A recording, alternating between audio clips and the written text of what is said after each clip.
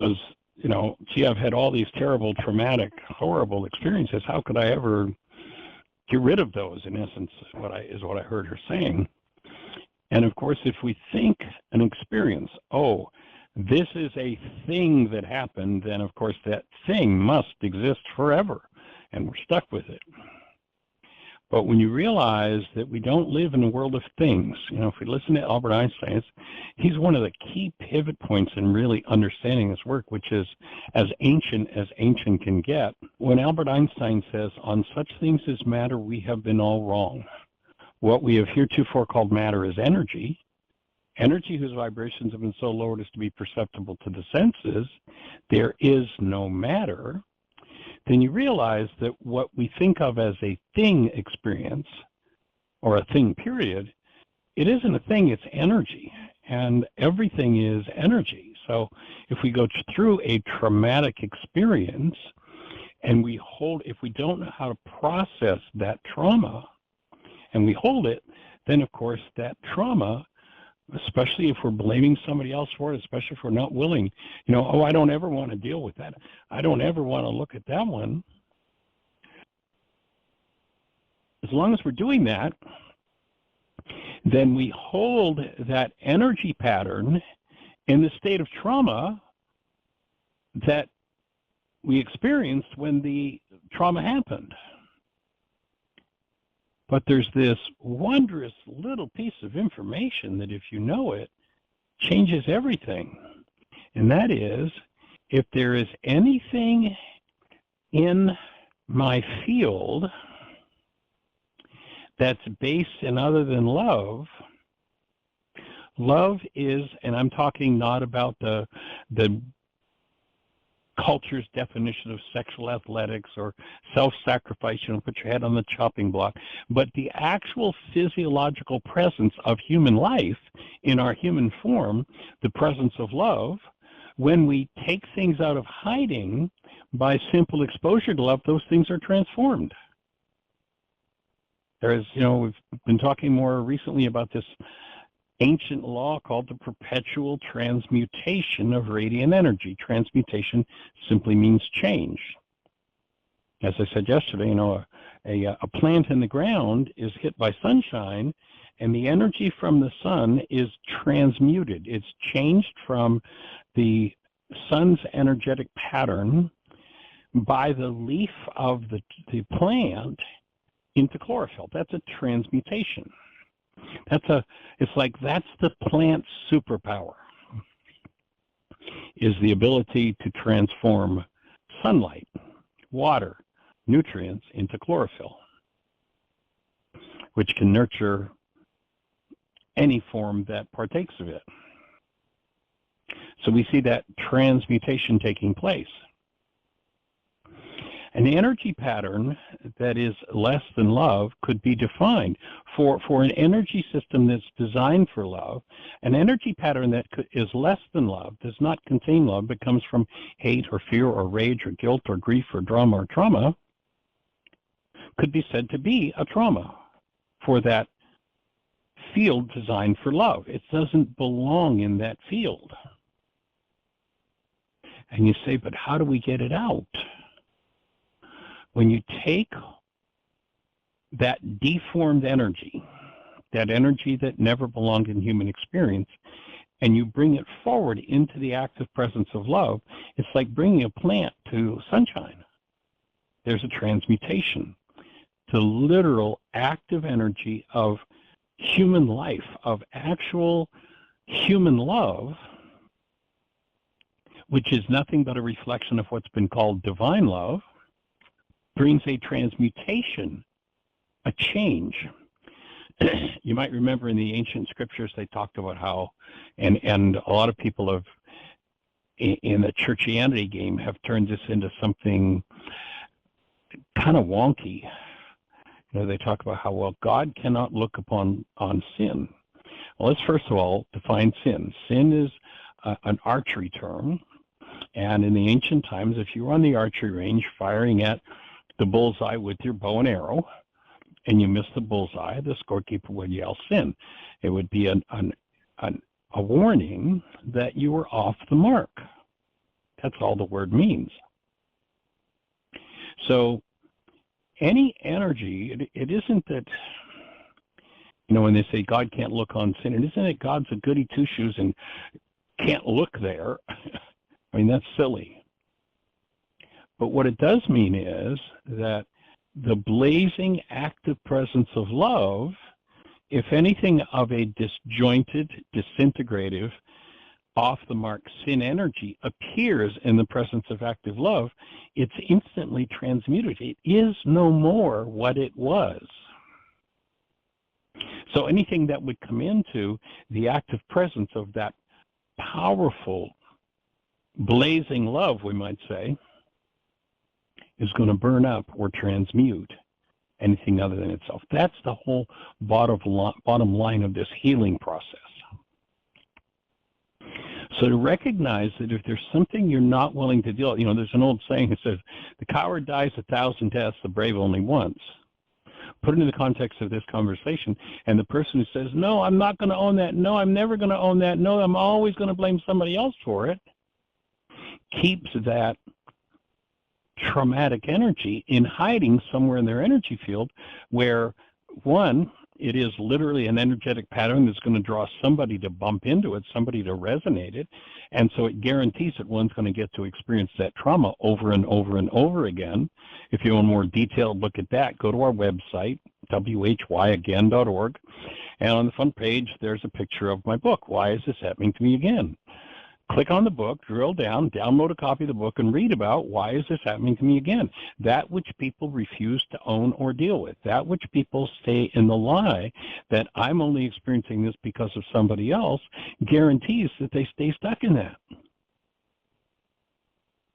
But this genius mind from 2,000 years ago that said there's a way around that.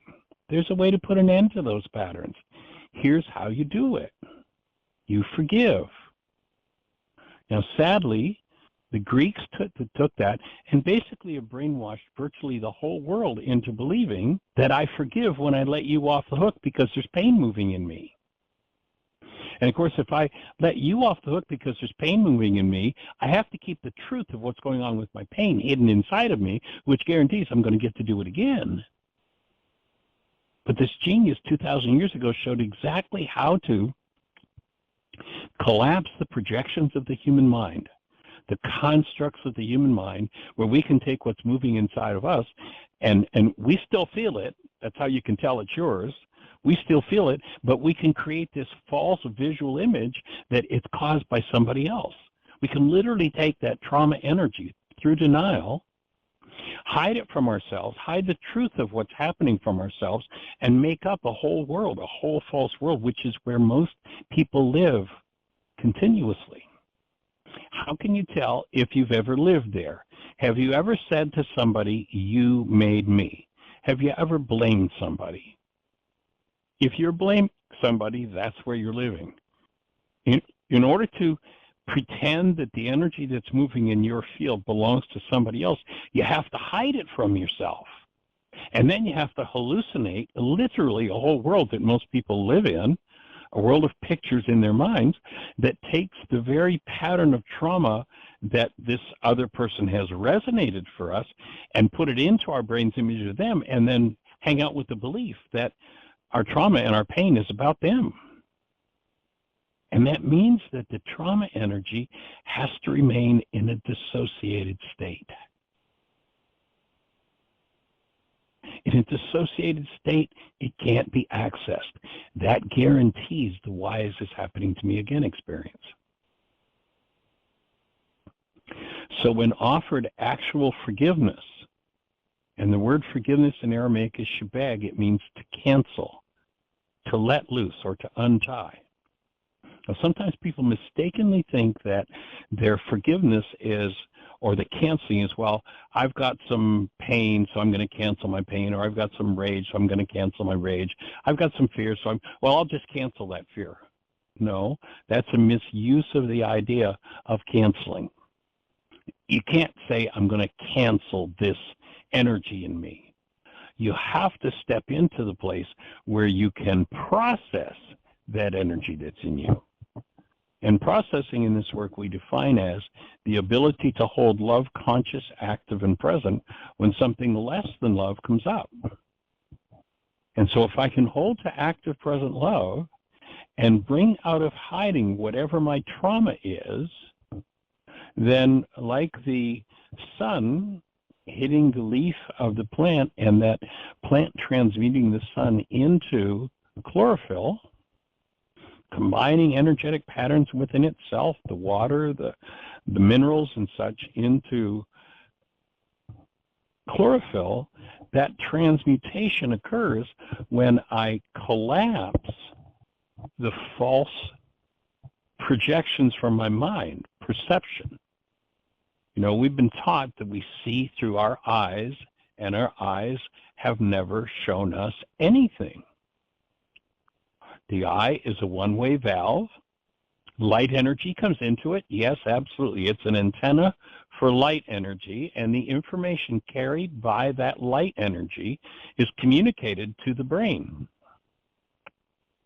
And then the mind goes into action when things are resonated that are stored within the structure. The mind goes into action and generates a picture, converts into what the ancients called an appearance, the energetic patterns of blame. And so what we're holding in us that causes trauma, we now build our brain's image of them, the person we're blaming out of it, and truly we see them with our problem attached because we literally generate that perception, that construct in our minds out of that energy we've dissociated from.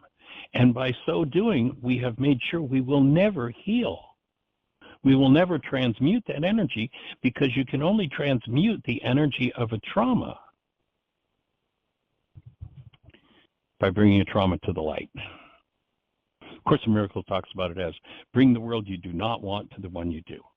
So part of the practice of forgiveness is holding to conscious, active, present love. The other part is this genius piece that I've never seen anywhere else in the world, besides from the ancient Aramaic teachings of Yeshua, and in the Course in Miracles, he details it exactly the same way.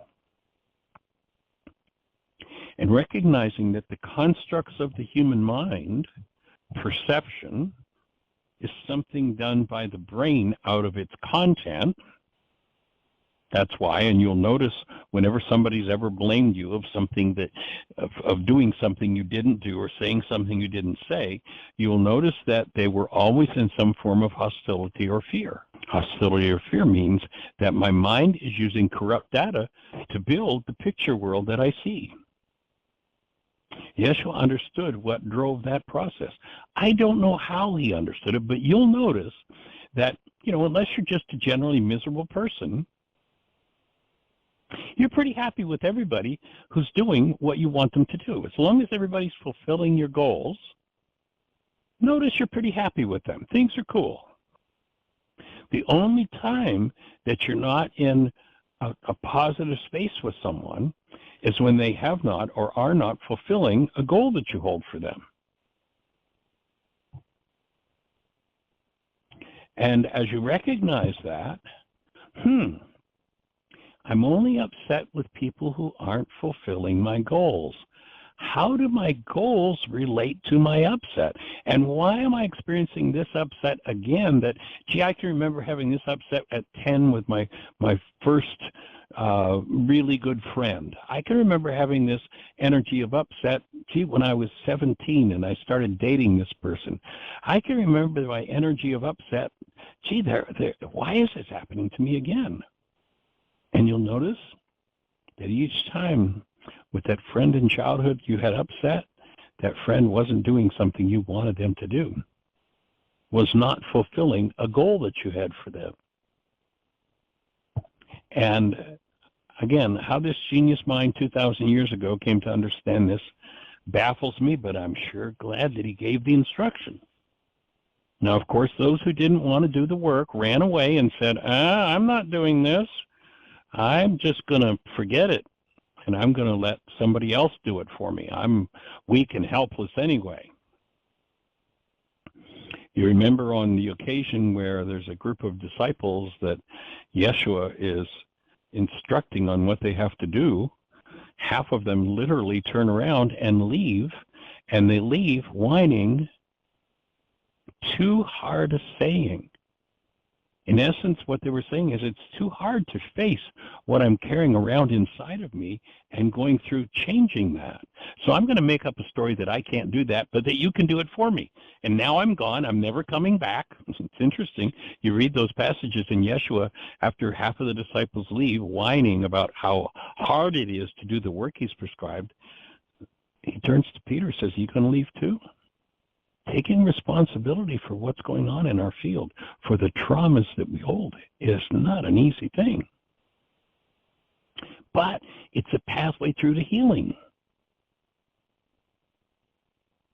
And in the Aramaic language, the word forgive is shabag or shabak, and it literally translates to cancel.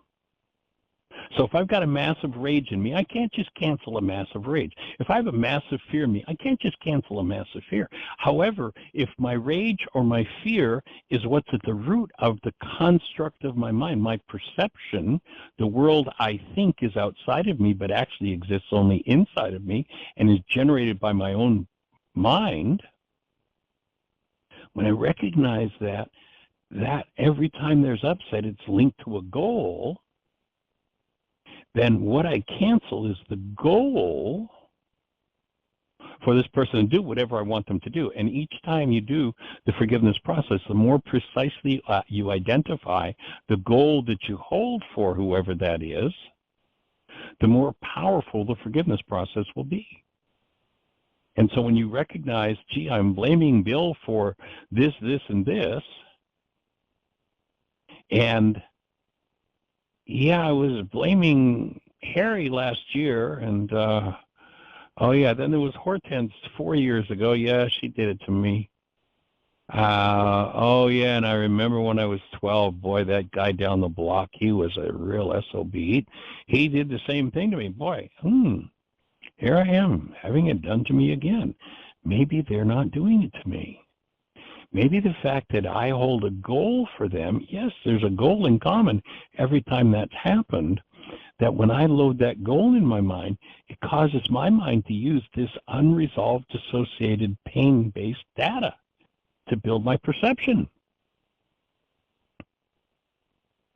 So it took me 35 years of working full-time with Aramaic forgiveness to understand why you would do such a silly-ass thing as cancel a perfectly good goal. And it's not because there's anything wrong with the goal. I cancel the goal because every time I load it in my mind, it resonates pain in me. Keyway into my pain. So whenever I've got a goal for someone that they're not achieving, I've loaded that goal in my mind, and it causes my mind to use my corrupt data, my rage, my guilt, my fear, my pain, my drama, my trauma, to build my brain's image of them. And I hide all of my pain, guilt, and drama and trauma in my brain's image of them, and I think they're actually the problem. How do I collapse that false world? You cancel the goal. And when you cancel the goal, that corrupt picture that your mind has falls apart and collapses in on itself. It collapses right to the root of what it is that needs to be healed. A good visualization for that collapse is to think of the video that we all saw 1,000 times when the 9/11 towers went down and they collapsed into their own footprint. If you have a surface mind picture that you think is showing you someone outside of you is the cause of your pain, and you recognize that picture is driven by a goal and you cancel the goal, in the same way the 9/11 towers dropped into their own footprint, the perceptual construct of your mind that you've projected your pain into collapses in on its own footprint. Now you've got access to the original experience. And it always amazes me, for 40 plus years I've been doing this forgiveness process with people, and it always amazes me what they drop into, the memories that are there when they allow construct of their mind to just collapse in on itself. One of the things A Course in Miracles talks about is that you need to return the mind to the point where the original offense energy happened. And many people sit around trying to figure it out, trying to think of when did this. It's not a function of memory. Memory is just another trick made up by us to keep us from being. Memory simply repeats what's going on in carbon-based memory, the replicate mind, and leaves us void of access to the mind of love in us. We're designed to live out of that mind. But if we don't trust that mind, then what it holds is hidden from us. So it's a function of forgiveness to take us back to the original root energy, and it does that because when you cancel the goal, that whole perceptual construct just drops in on itself and gives you access to what's underneath it. And whatever's underneath it, whatever the trauma-based energy is underneath it, when you bring it forward, the ancient name of the conscious mind is the altar.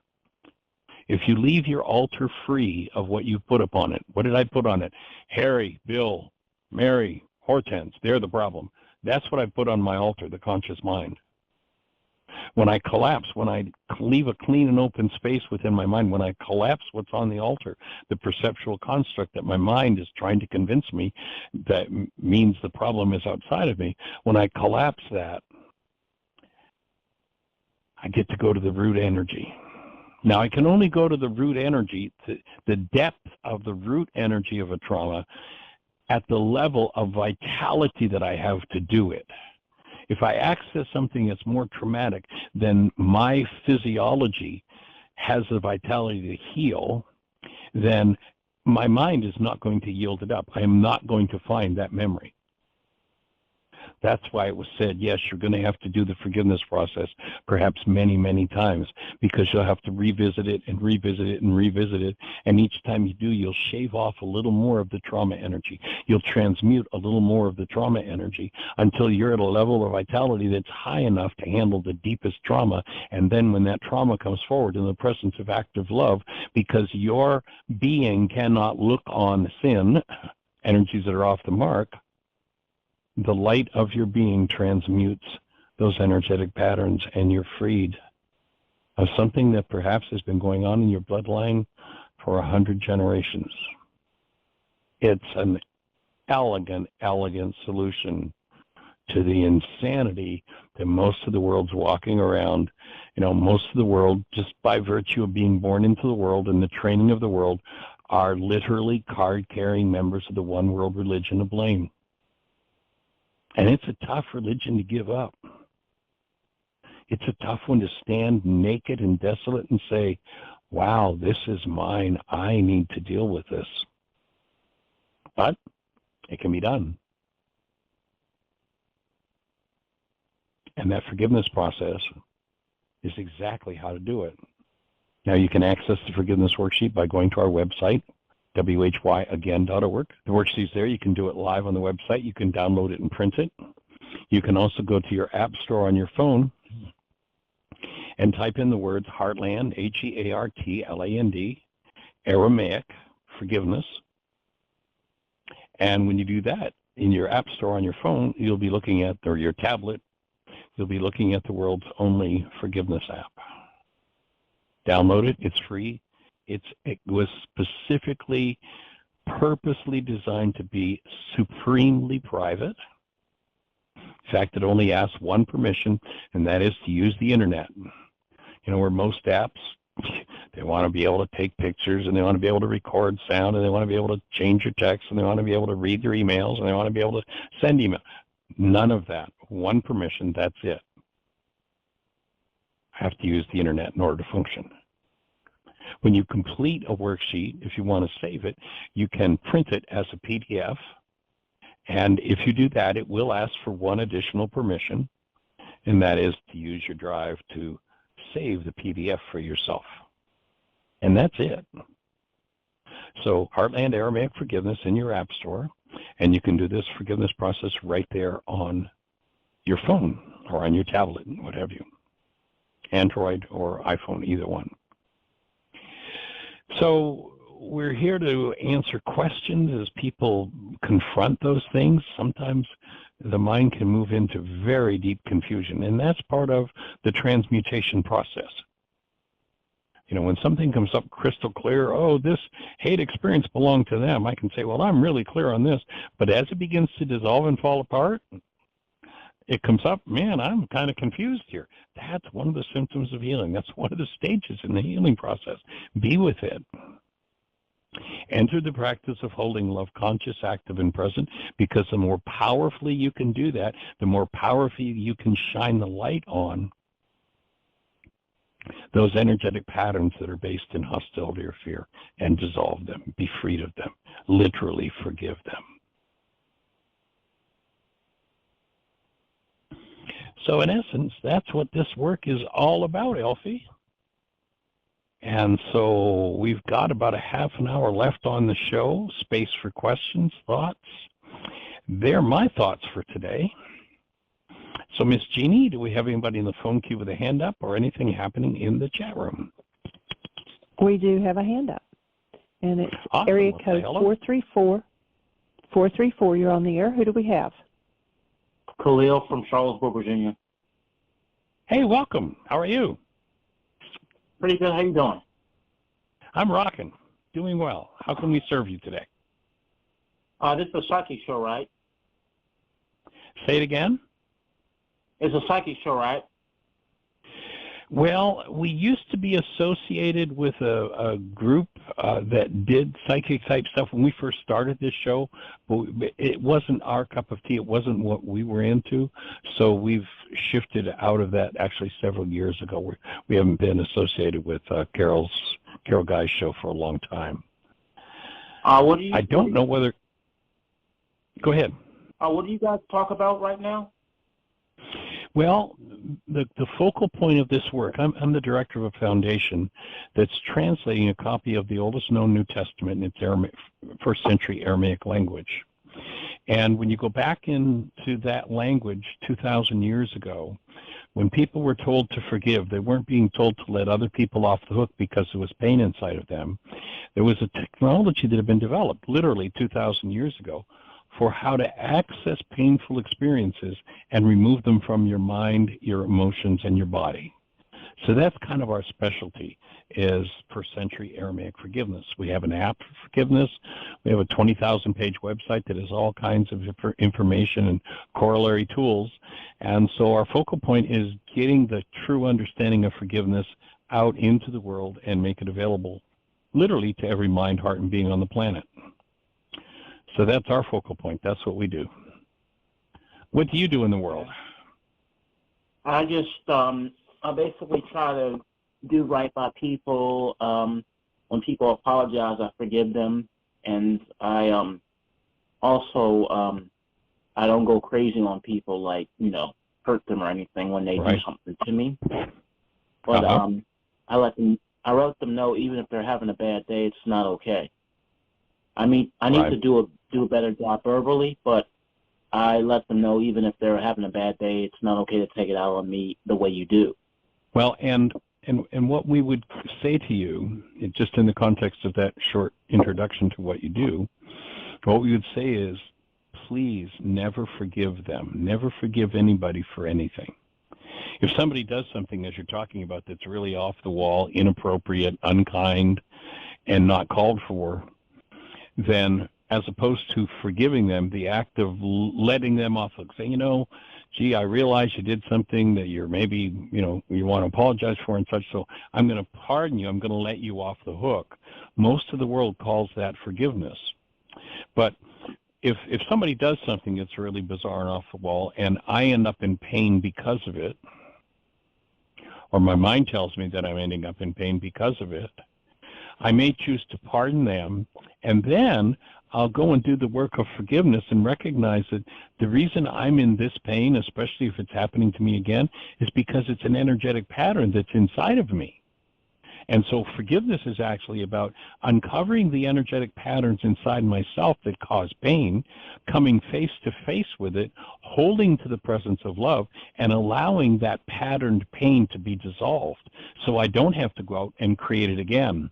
You know, one of the things I used to do is I used to keynote at a conference called Global Sciences, and they had all kinds of just, you know, amazing presenters.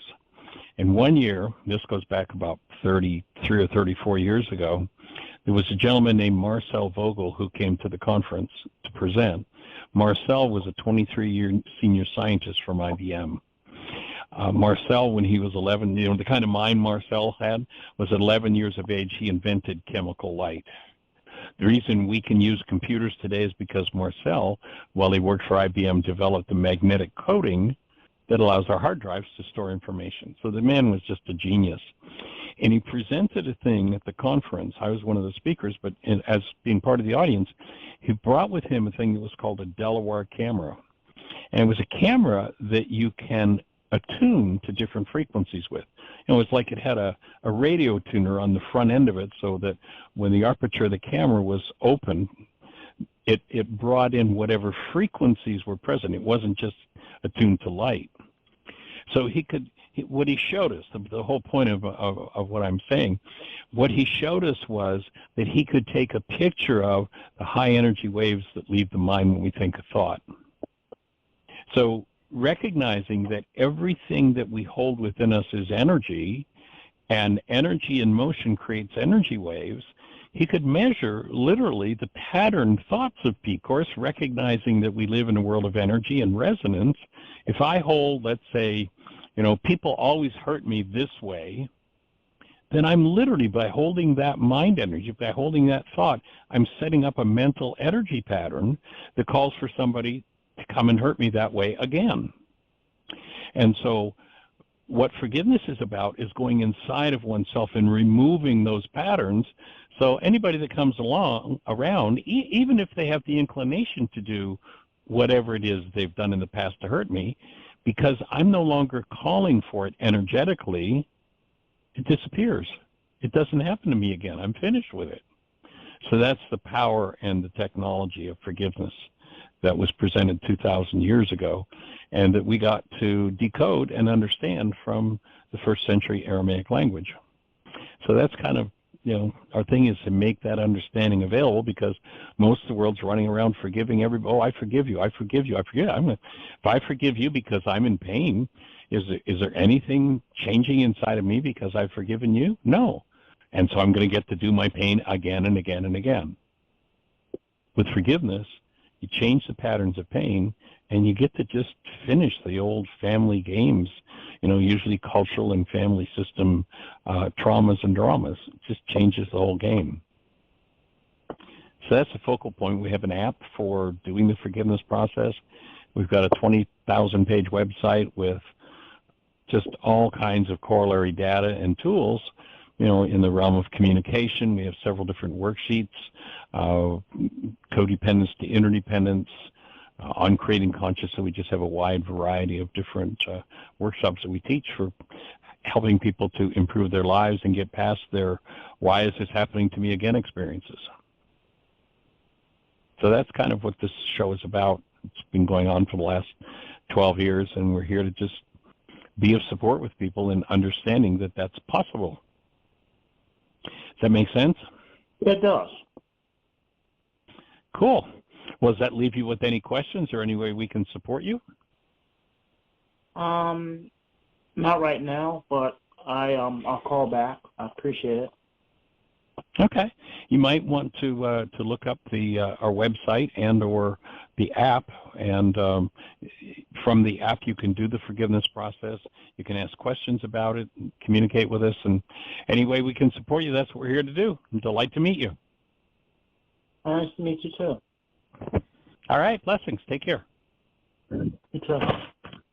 All right. Bye-bye. Well, Ms. Jeannie, we're down to about 22 or 23 minutes. Do I have anybody else out there with a hand up on the phone? Yes. Well, let's go for it. No, Tipia. Welcome, Tipia. She's in the chat room. Hi, Tipia. All the way from Thailand. And if you have any questions, Tipia, you can type it there in the chat room, and I'll be glad to read it out loud. We've got several people glad you're on the show. It's late. Yeah. Actually, she had posted something on Facebook this morning, and I tagged you in it. I didn't know if you would see it or not, but she had put something out there about forgiveness. And we had a hand just go up, and I believe it's Miss Susan. Welcome. 610, you're on the air. Hi. How are you, everybody? Welcome, young lady. We got the Avison back yesterday. Thank you. Oh, good. And that box is pretty well worn, and I had trouble cramming everything in there, but it fit, and it's okay. Nothing happened to it, right? Good. Thank you so much for letting me use that. Actually, I have my hand in it right now. Oh, good. I took it out of the box and set it up, and whenever I get a machine back, I always use it for a few days just to make sure there are no glitches in it before I put it out there again. It's been fine. And my friend Gina, she had an almost totally paralyzed, immobile hand, and her hand is almost full motion now. She uses the Avison 2 or 3 times a day. She'll wake in the middle of the night, stick her hand in there. So it's going to stay with her for the time being. You had said that if we are moving around a lot and it seems as if our blood is moving around, then we may not need the effects of it. But I'm thinking in my older age, if and when that ever happens, God forbid, it would be very useful to have it. And by then, who knows? She's 84, I think, now. So, well, holding her in a blessing. I'm glad she's doing well with it.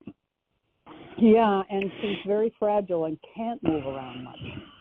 She walks with great difficulty, and her balance isn't good. So I think it's a great thing to have it for the thing. Yeah.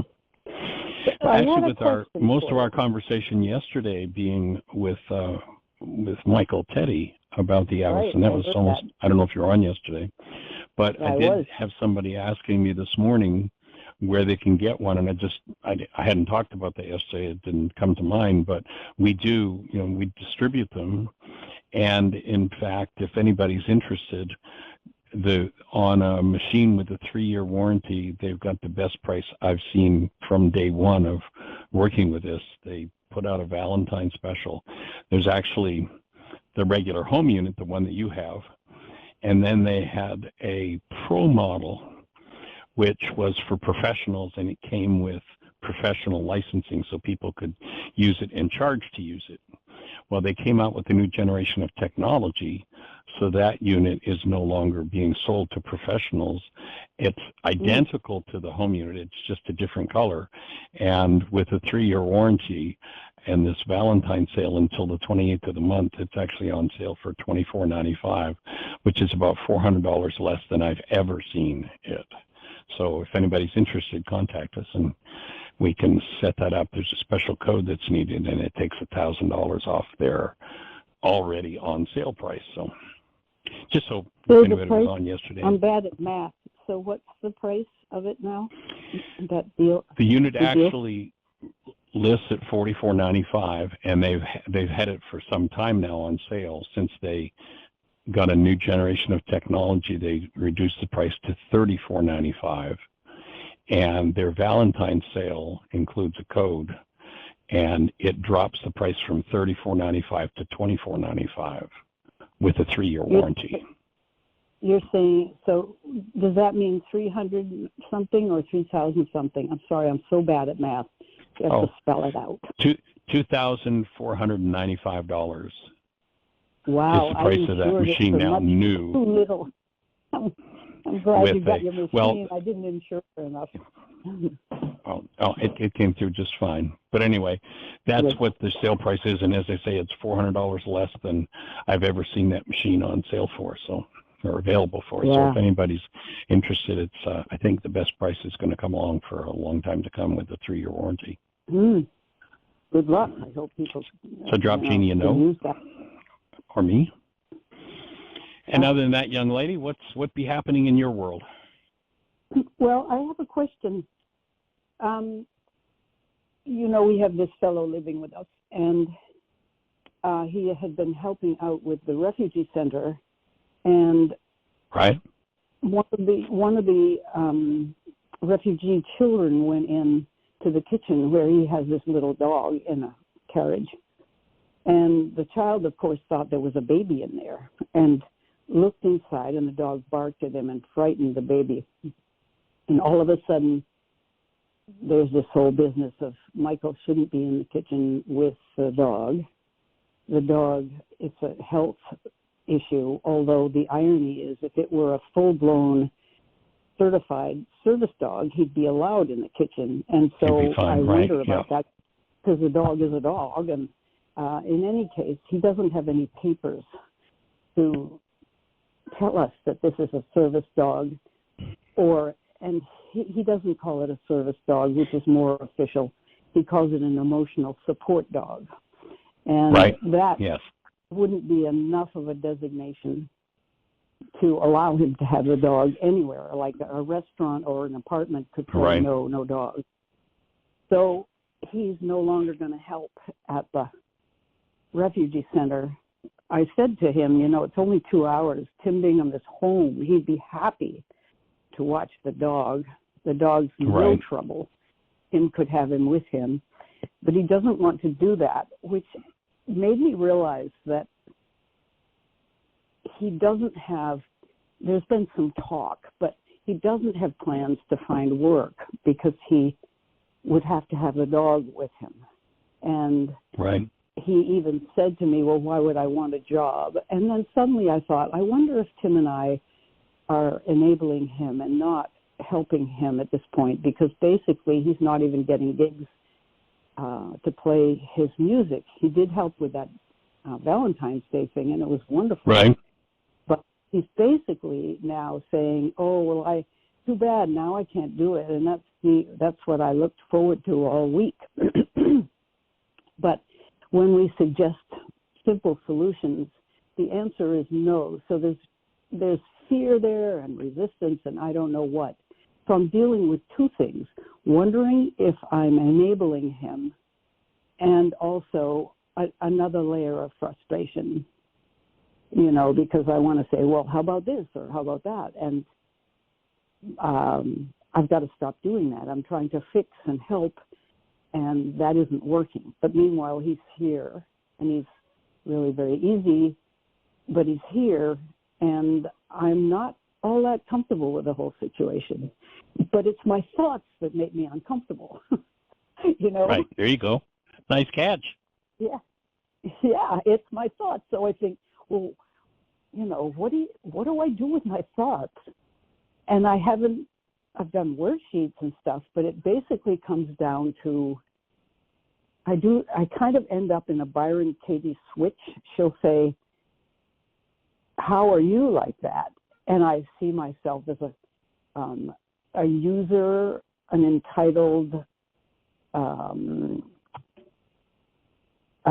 imposing on Tim Bingham. I've asked myself, I don't have to earn money. I've had this great life where I do work hard, but I don't, Tim Bingham pays the bills. How is this different? Well, the difference is because I'm moving around a lot, doing a lot of things and making a nice home. But basically, I'm just like Michael. And so I'm sitting here. That's quite a leap, my friend. Well, I'm thinking, how am I different? I've had the luxury of being taken care of, except before I met him, I had a job and I earned my way through college and had jobs, and I always figured I could take care of myself, so that wasn't an issue. And I think I would again. Then I start getting judgmental. Well, if I do it, then he should do it. And my thoughts get all tangled up again. I'm in quite a mess with my thoughts. Well, it sounds like an opportunity to clean up some thought disorders. I think so. I almost hesitate to say if you could provide a mind shifter. Sure. My first thought, though, is to look at how you equate yourself with someone who's created a lot of trauma in their lives, that you who have created a nice life for yourself, which every one of us deserves, to really look at how you would equate yourself with someone who hasn't done such a great job of creating a nice life, that you can take your thoughts and put yourself on an equivalent, do a false equivalency of yourself with someone who's, for whatever reasons, and from what you've told me, there are lots of them that are probably pretty justified. For whatever reason, has created himself quite a traumatic life. So I'd invite you to maybe do some worksheets around why you would equate yourself, why you would use thinking and what thoughts should be, pay attention to what thoughts you need to forgive that would put you in that same ballpark. Because I see no resemblance whatsoever.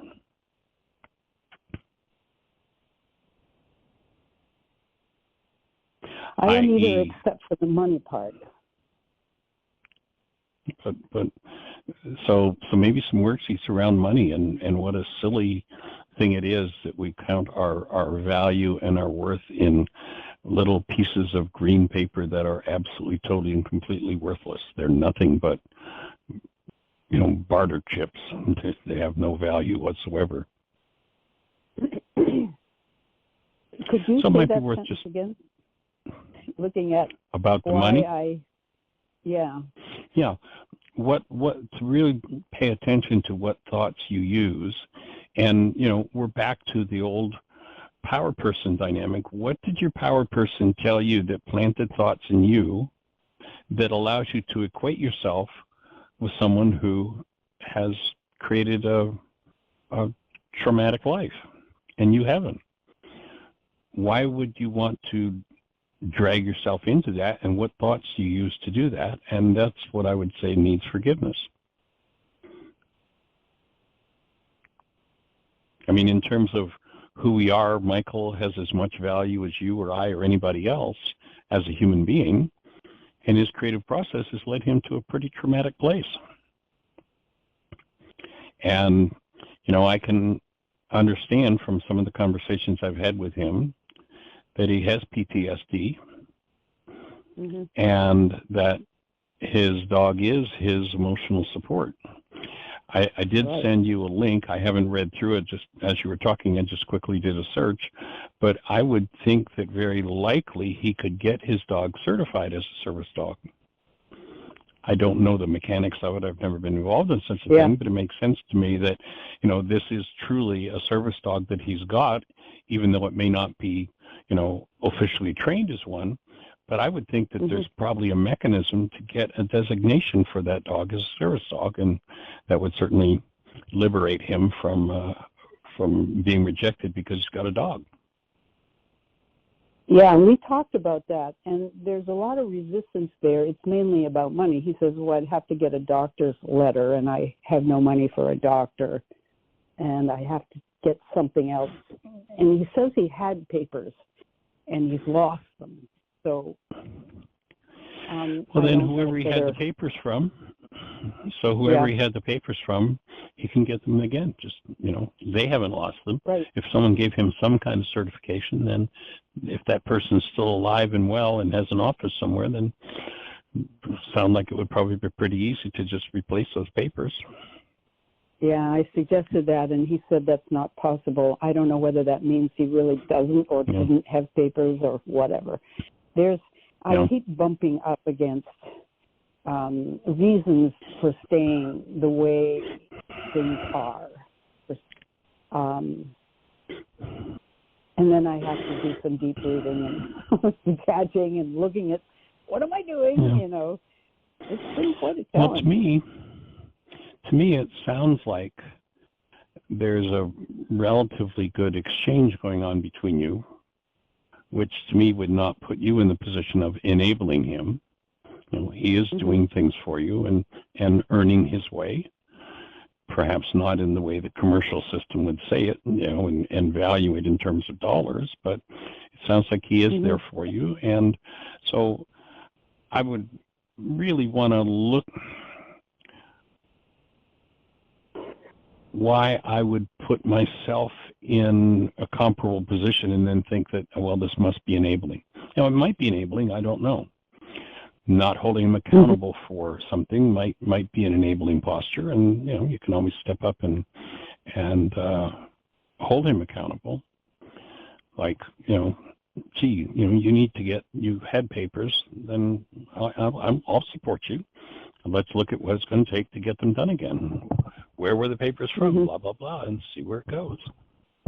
So maybe some accountability there, but it sounds like there's a fairly generous mix of charity on your part, which I don't think charity is enabling. I think it's something that we all need to do a reasonable amount of, and generosity. And he is, as you shared with us, he is efforting doing some things in return. And he's, it sounds like he's got a limited capacity.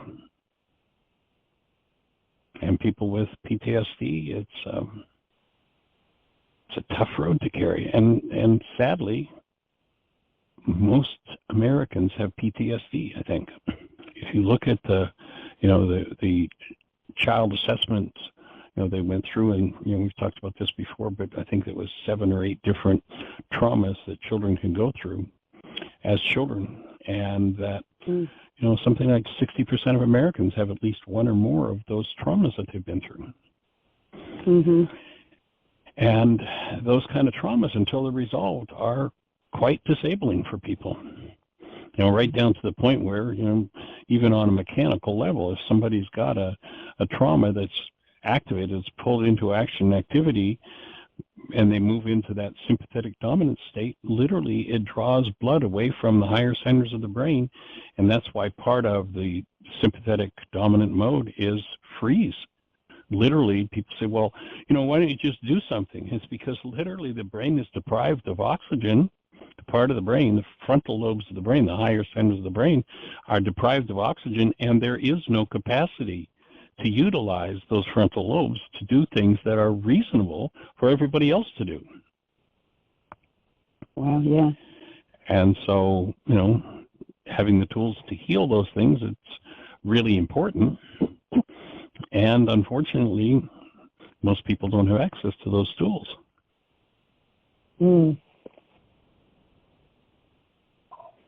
I guess what I'm trying to do is get clear so that I can be in that blessing state, allowing, blessing, wishing well state. And often I find that I feel tight in the shoulders, tight in the chest.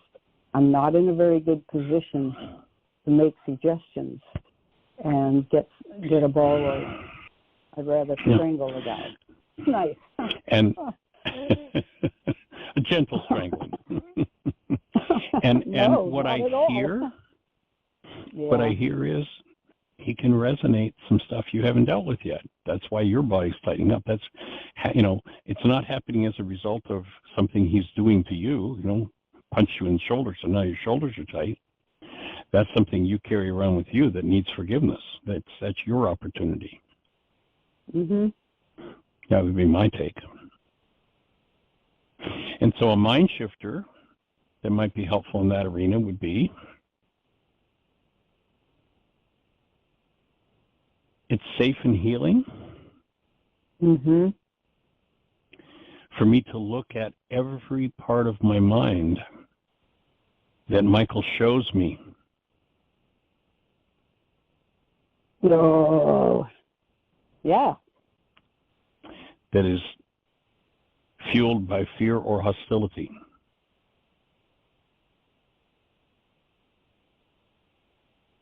And so it sounds like Michael is your mind shifter. Okay, it's safe and healing for me to look at I wrote so fast and I want to make sure I got it, every part of my mind that Michael shows me that is fueled by fear and hostility. I'll have to fool with how I worded that. And or hostility. I got fear and or. Yeah. One thing about Tim Bingham that I'm learning that is amazing to me is we'll go for a walk and I'll say, how are you doing with Michael? And he'll say, fine, what? He's just fine. And I say, you don't wonder, what he's going to do with himself? No, I just let him be. And I think, you are an absolute angel. How do you do that? But he doesn't concern himself. And that Well, seems you'll like an notice amazing you'll notice he doesn't have goals for Michael, but you do. Right. He doesn't. I do. And He doesn't. and your goals for Michael are probably projections of goals that your power person had for you. Okay, I'm going to write that down. That's sort of part of the mind shifter right there. Goals for Michael are like power person Goals that your power person likely had for you. And so maybe sit and make a list of all the goals you have and do worksheets on each of those goals. Big if fun, only Michael would. What's that? Yeah. Big fun. You ready for that kind of fun? I could say a swear word. No, Yes. you wouldn't do that. No, not. But we are almost out of time. The show is going to cut us off in a minute. We'll just go on through. We won't play the outro, but that would be what I'd do. Is I'd do a list of those goals and start doing worksheets and just see what you uncover in yourself around them. Okay, that grabs me more than the mind shifter. I'll keep the mind shifter, but that one really, I can start doing it right now. Yeah. And then as you make that list, you might look and see what the relationship is between those goals and goals that your power person had for you. Right. Okay, good. Sweet. Okay. Awesome. Well, we appreciate you. Well, we appreciate you, too. Have so many things. All right. Always do. But anyway, we don't have time. So, yes, thank you so much. Well, there's always tomorrow. How cool is that? Yeah, tomorrow is Friday. Oh, yeah. Yeah. Friday already, yes. Tim Hayes texted me and said, I'm snowed out. I'm snowed in. Yeah, he was just blown out. The ice and no power, no internet. So that's why we ended up playing the show for him. So. Oh, good. Cool. All right. Well, lots of love and blessings. Thanks. Thanks a lot. Thanks, Jeannie. Okay.